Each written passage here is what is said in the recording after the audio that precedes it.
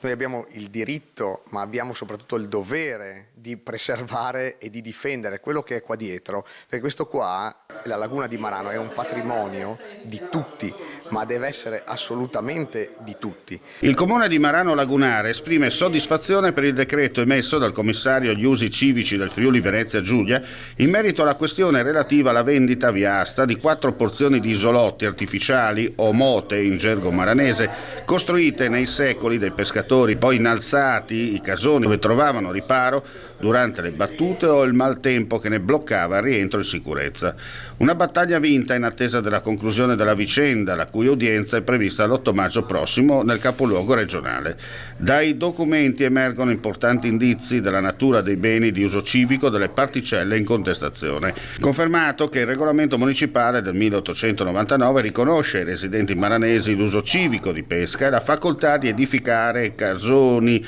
sulle mote e che il successivo bando commissariale del 1966 e la perizia COZ qualificano tali aree lagunare come beni demaniali civici, mai alienati né demanializzati.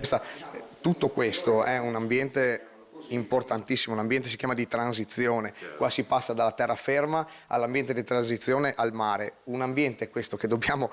preservare e difendere con tutte le nostre forze e questa battaglia che stiamo facendo va assolutamente in questo senso. Sui casoni di Marano non si specula, questo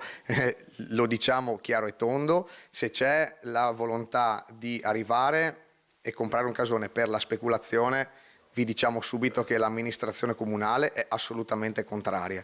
Abbiamo formalizzato anche, io ho firmato un decreto in questo senso, il Consiglio Comunale si è espresso nello scorso Consiglio proprio approvando all'interno del bilancio del 2026 la valorizzazione di tutte le motte e di tutti i casoni come beni lagunari, beni appunto della laguna e che così deve rimanere.